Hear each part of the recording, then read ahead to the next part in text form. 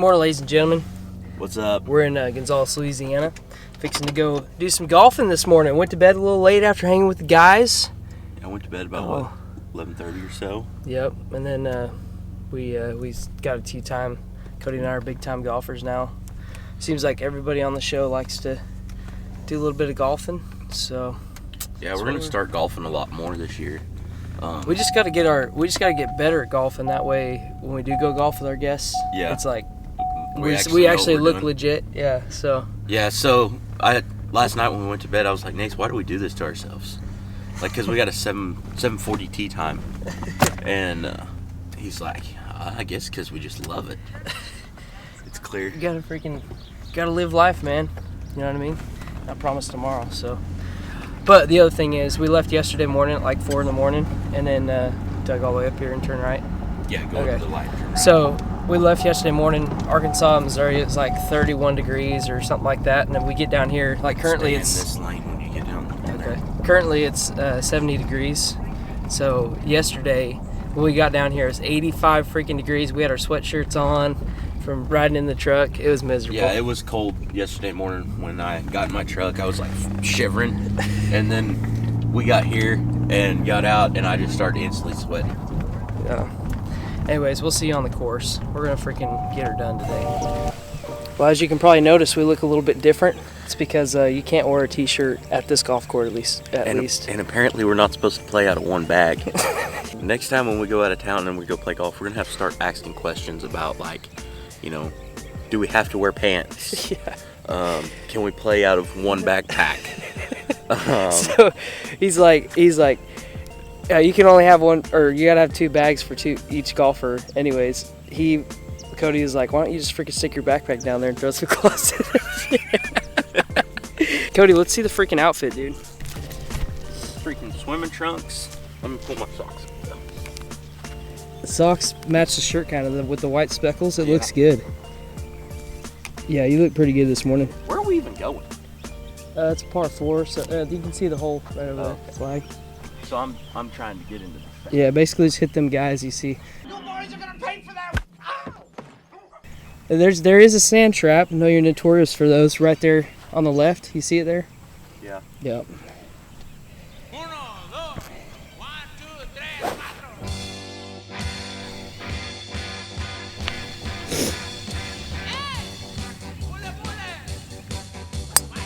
Nice.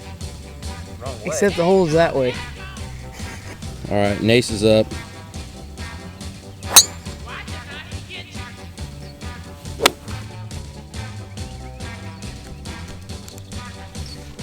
You didn't yell 4.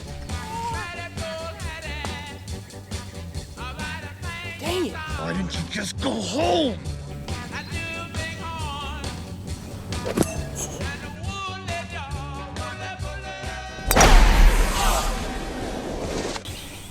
All right, so explain the theory behind using a fairway driver on this hole. This says 4R, and it's King Cobra. So I just like the name of it. And when we was at Topgolf the other day, I was like dinking these into the hole with this, so that's why. I just feel pretty good about it.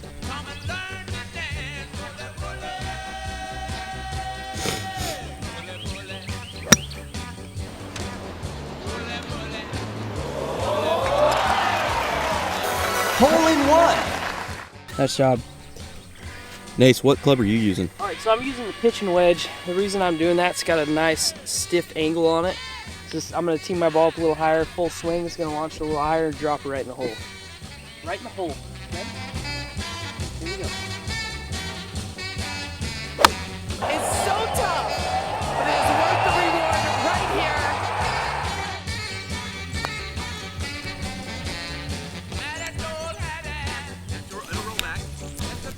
If I was Happy Gilmore, I'd be freaking screwed, man. He has to play the ball as it lies.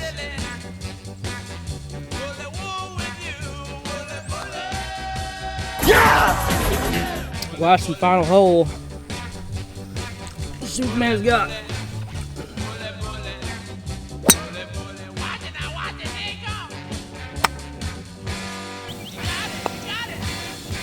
That's in. That's in. That's in. Dang it.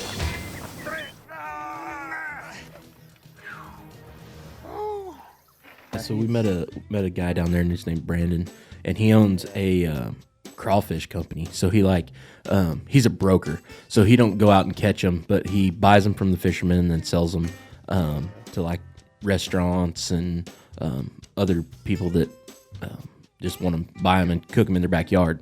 But that dude is like freaking like. So we was driving down the road with him to go to Troy Landry's place. Is that his name? Yeah. Troy?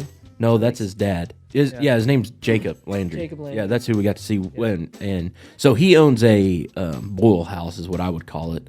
So it's like a drive up. You drive in and walk in and say, hey, I want this many pounds of crawfish, this many pounds of this. And you can get it raw, like uncooked, but they have it already made, and you can sit out there on the picnic table and eat it. And we got us some shrimp and stuff. That shrimp, like fresh, right there. Oh my gosh, it's like completely different than you go to a steakhouse or something. And Yeah, it was so good. Yeah. We got to see like how they wash them and pick out the dead, and then their boiling pots are as big as this table. They are. They're big old bins, and they have these huge like tanks.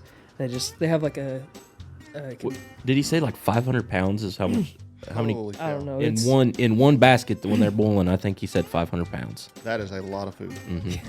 Yeah, It's cool. While we was there, we was there for an hour. They sold 2 baskets full. Golly. It's insane. How many people were coming in and out, just like coming and buying it, and then you walk in there too, and there's like they got snap a turtle and stuff in a freezer, and then they have all the Cajun seasonings and stuff. But you can buy it right there too, like fresh cooked. So they cook it in house for you to either take or you can buy it there to eat. But yeah, that place was just.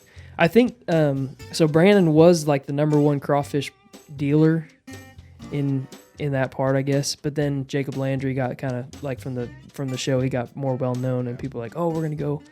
So he's there full time. Like anybody can go there. But it was cool. Like he was just a normal dude. Yeah. Like we sat there and talked to him for 30 minutes, and like Brandon called him the night before. He's like, "Hey, dude, I got some guys that want to come meet you and see your operation. You gonna be there?" He's like, "Oh yeah."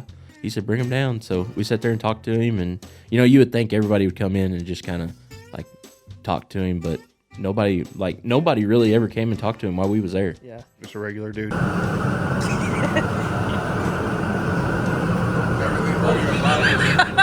it hot now? Yeah.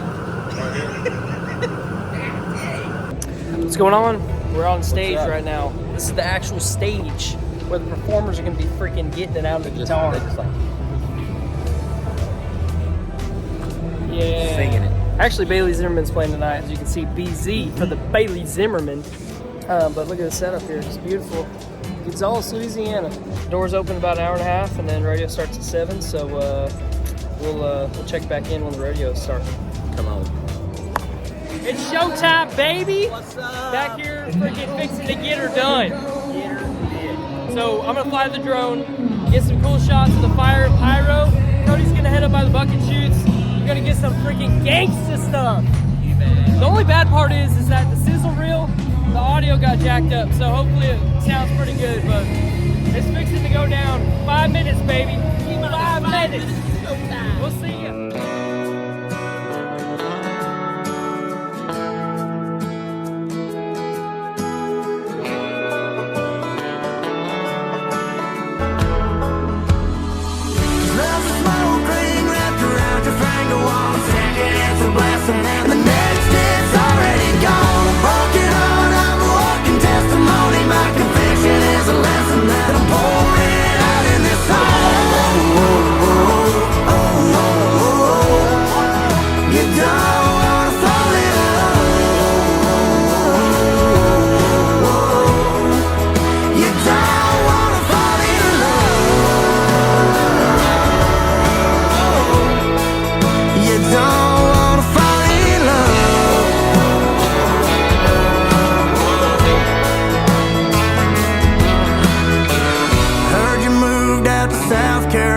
Just like you always said we would.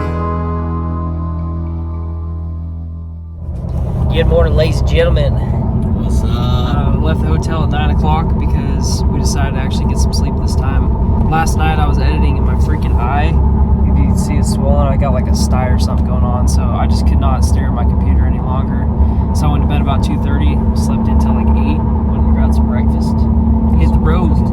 So edited on the road, and computer freaking ended up dying,